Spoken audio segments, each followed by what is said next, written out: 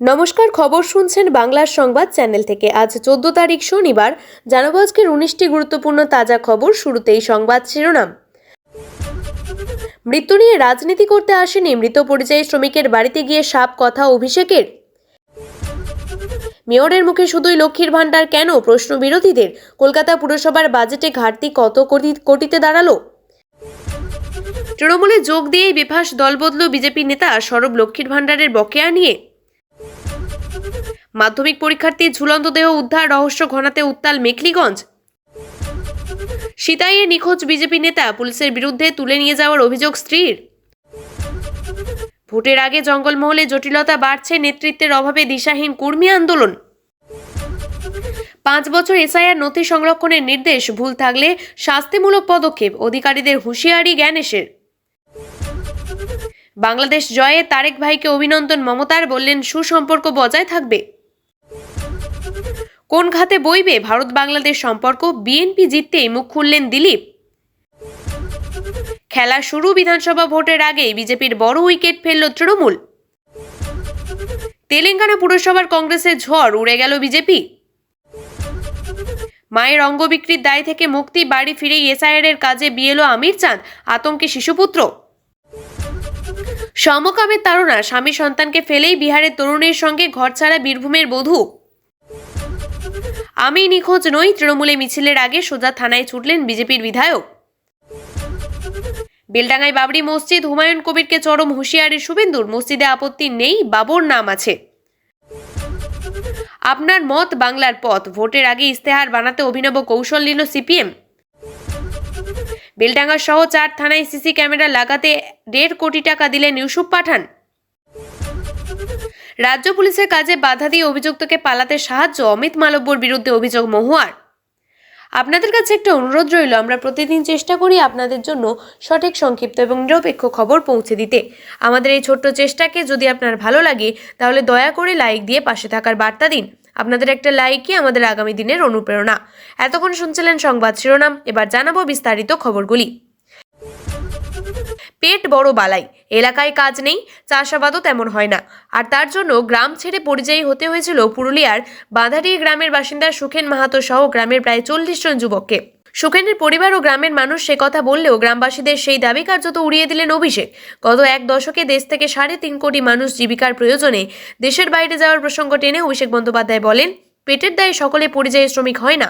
একই সঙ্গে মৃত সুখেন মাহাতোর পরিবারের দাবি মেনে সুখেনের অপর 2 ভাইকে এই রাজ্যে কর্মসংস্থানের আশ্বাস দিয়েছেন অভিষেক, আর তাতে কিছুটা হলেও আশ্বস্ত হয়েছেন পরিবারের সদস্যরা।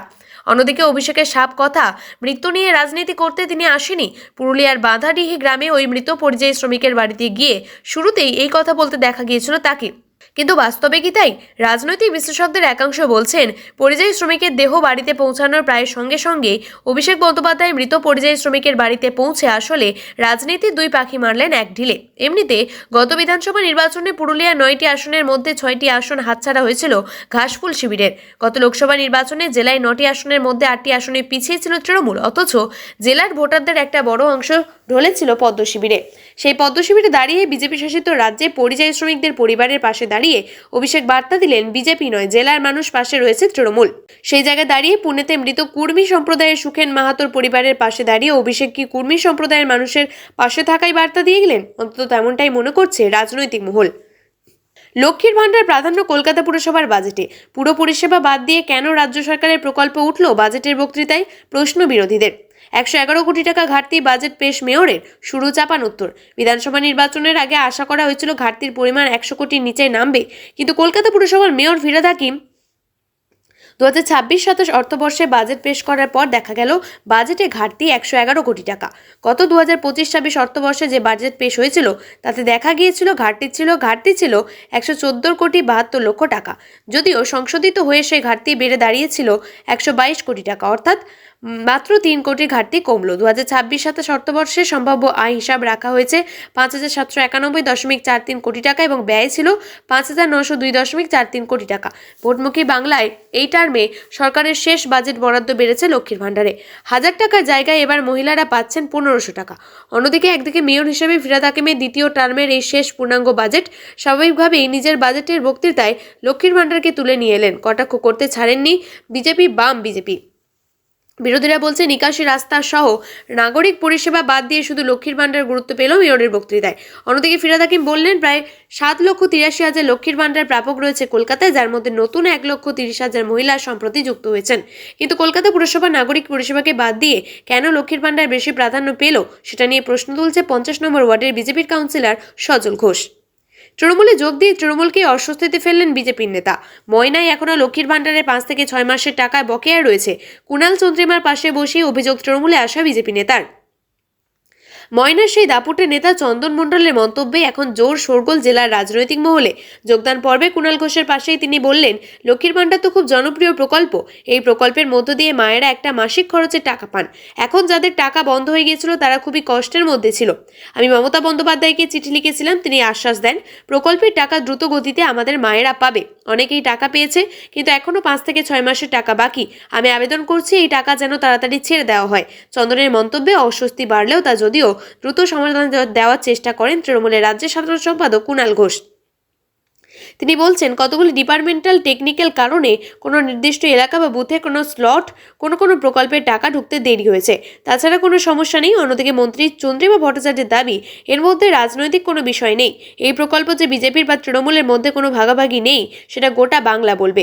উল্টে তিনি আবারও ওই নির্দিষ্ট এলাকায় মহিলারা ঠিক করে ফর্ম ফিল আপ করেছেন কিনা, দুয়ারে সরকারের ক্যাম্পে গিয়েছেন কিনা সেই সব প্রশ্ন তুলেছেন। কার্যত জোর দিয়েই তিনি বলছেন, বাংলার কোনো মেয়ে বলতে পারবে না কোথাও লক্ষ্মীর ভাণ্ডার নিয়ে কোনো অসুবিধা হয়েছে। শোয়ার ঘর থেকে উদ্ধার মাধ্যমিক পরীক্ষার্থীর ঝুলন্ত দেহ।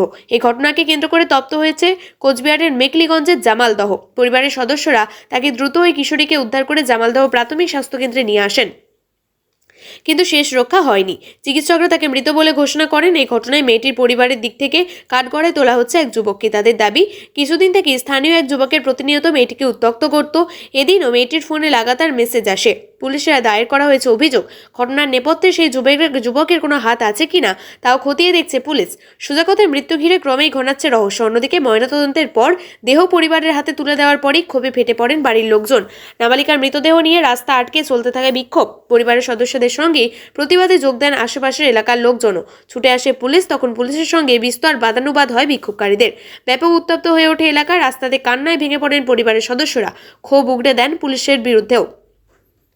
বিক্ষোভ স্থল থেকে পুলিশের নিষ্ক্রিয়তার অভিযোগে সরব হয়েছে নাবালিকার পরিবারের সদস্যরা। পুলিশি তদন্ত নিয়ে তোলা হয়েছে প্রশ্ন। সম্প্রতি এই একই এলাকায় এক নাবালিকাকে ধর্ষণের অভিযোগ উঠছে এক বৃদ্ধের বিরুদ্ধে। সেই ঘটনায় উত্তাল হয়েছিল মেখলিগঞ্জ। গ্রেপ্তার করা হয় অভিযুক্তকেও।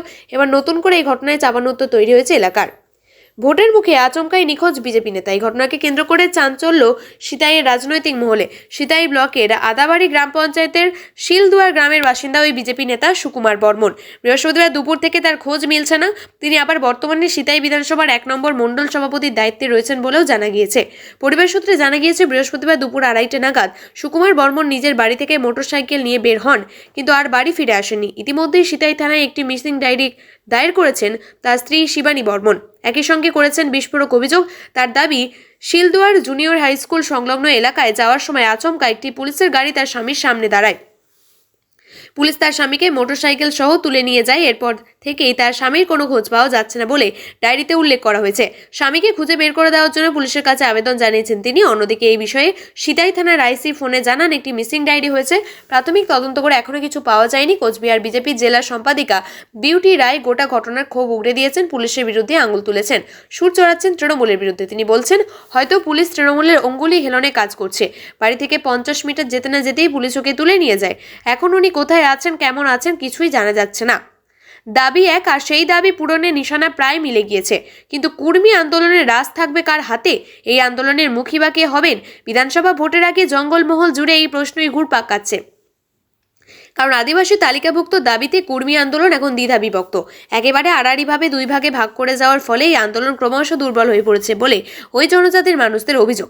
গত 5-6 ফেব্রুয়ারি কোটশিলার মুড়গুড়ায় আদিবাসী কর্মী সমাজের কর্মসূচিতে কর্মী সমাজ, পশ্চিমবঙ্গ আদিবাসী নেগাচারী কর্মী সমাজ উপস্থিত হওয়ার প্রায় পরিষ্কার হয়ে গিয়েছে অজিত মাহাতোর আদিবাসী কুর্মী সমাজের সঙ্গে রয়েছে ওই দুটি সংগঠন। অন্যদিকে আদিবাসী কুর্মী সমাজ ভেঙে গঠিত হওয়া অজিত বিরোধী বলে পরিচিত ছোটনাগপুর আদিবাসী কুর্মী সমাজ, পূর্বাঞ্চল আদিবাসী কুর্মী সমাজ এবং বাইসি কুটুম একদিকে। তবে কুর্মী সেনা কোন দিকে সেই অবস্থান এখনও ঠিক করেনি।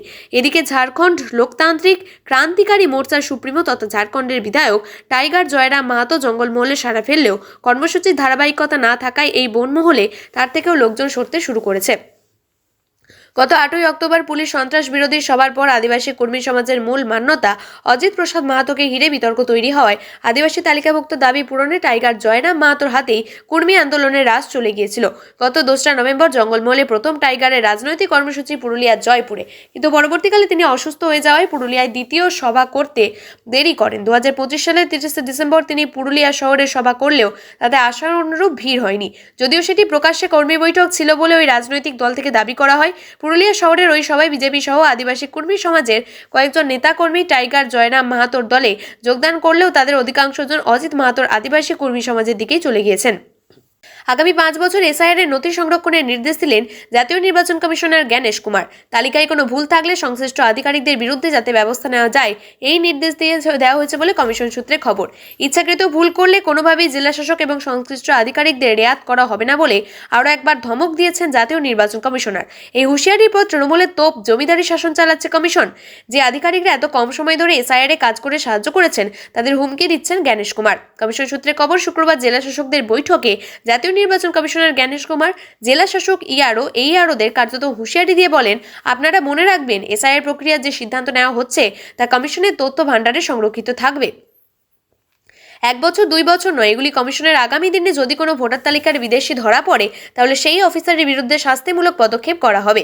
জানা গিয়েছে নথি 5 বছর সংরক্ষণের নির্দেশ এই প্রথম, অর্থাৎ অন্যান্য 11টি রাজ্যে এসআইআর হলে সেখানে এখনো পর্যন্ত এইরকম কোনো নির্দেশ দেয়নি জাতীয় নির্বাচন কমিশন। বিভিন্ন জেলা শাসক তথা ডিস্ট্রিক্ট ইলেকশন অফিসারদের সতর্ক করে জাতীয় নির্বাচন কমিশনের বার্তা, ভাববেন না আপনারা পালিয়ে যেতে পারবেন, আজ না হোক আগামী 2 বছর বাদে কমিশন পদক্ষেপ করতে পারবে। আপাতত জানা গিয়েছে নথি 5 বছর সংরক্ষণের দেশে এই প্রথম, অর্থাৎ অন্যান্য 11টি রাজ্যে এসআইআর হলেও সেখানে এখনো পর্যন্ত এরকম কোনো নির্দেশ দেয়নি জাতীয় নির্বাচন কমিশন। অন্যদিকে এই বৈঠকে সংবাদপত্রের কাটিং, ফাঁকা পাতা, অস্পষ্ট ছবি ইত্যাদি নানান নথি আপলোড করা হয়েছে বলে অফিসারদের ধমক দিচ্ছেন কমিশনার। সেই নথিগুলি পাওয়ার পয়েন্ট প্রেজেন্টেশনের মাধ্যমে সমস্ত ডিএম এবং কেন্দ্রীয় পর্যবেক্ষকদের দেখানো হয়েছে। এগুলি কিভাবে আপলোড করা হলো, এগুলি কে আপলোড করেছে, ডিএমরা কিভাবে এগুলো যাচাই করেছেন, সেই প্রশ্নই তুলছে কমিশন। নিরঙ্কুশ সংখ্যাগরিষ্ঠতা নিয়ে বহু বছর পর বাংলাদেশের ক্ষমতায় এসেছে খালেদা জিয়ার দল বিএনপি। ভাবী প্রধানমন্ত্রী খালেদা পুত্র তারেক রহমান বৃহস্পতিবার পদ্মাপাড়ের ভোটের পর শুক্রবার সকলের দিকে ফলাফলে তা স্পষ্ট হতেই তারেক ভাইকে শুভেচ্ছা জানিয়েছেন বাংলার মুখ্যমন্ত্রী মমতা বন্দ্যোপাধ্যায়। এক্স হ্যান্ডেলে বাংলায় পোস্ট করে তিনি লেখেন, বাংলাদেশের সকল ভাই বোনকে জনগণকে জানাই আমার শুভ নন্দন, আমার আগাম রমজান মোবারক। বাংলাদেশের এই বিপুল জয়ের জন্য অভিনন্দন জানাই আমার তারেক ভাইকে, তার দলকে এবং অন্য দলকে। সবাই ভালো থাকুন, সুখী থাকুন। পাশাপাশি তার আশা দুই বাংলার সুসম্পর্ক বজায় থাকবে। বৃহস্পতিবার বাংলাদেশে ত্রয়োদশ জাতীয় নির্বাচন হয়েছে। 300 আসনের মধ্যে 299টি আসনে ভোট হয়। শেরপুর আসনের প্রার্থী মৃত্যুতে সেখানকার ভোট স্থগিত হয়েছিল। শুক্রবার 297 আসনের আনুষ্ঠানিক ফল ঘোষণা করেছে বাংলাদেশের নির্বাচন কমিশন। ঘোষণা হয়নি চট্টগ্রাম 2 এবং চট্টগ্রাম 4 আসনের ফলাফল। নির্বাচন কমিশন জানিয়েছে এই দুটি আসন ফল পরে ঘোষণা করা হবে। আগারগাঁও নির্বাচন কমিশন সচিবালয়ে ফল ঘোষণার পরে নির্বাচন কমিশনের সচিব আক্তার আহমেদ জানান, বিএনপি জোট পেয়েছে 212 আসনে, জামাত 77, ইসলামী আন্দোলনে বাংলাদেশ 1, স্বতন্ত্র প্রার্থী 7 আসন। নির্বাচন কমিশনের সচিবালয়ে ফল ঘোষণার পরে নির্বাচন কমিশনের সচিব আক্তার আহমেদ জানান, বিএনপি জোট পেয়েছে 212 আসন, জামাত 77, ইসলামী আন্দোলনে বাংলাদেশ 1, স্বতন্ত্র প্রার্থী 7 আসন। প্রিয় দর্শক, নিয়মিত সঠিক খবরগুলি সঠিক টাইমে পেতে সাবস্ক্রাইব করুন বাংলার সংবাদ চ্যানেলটিকে। ধন্যবাদ।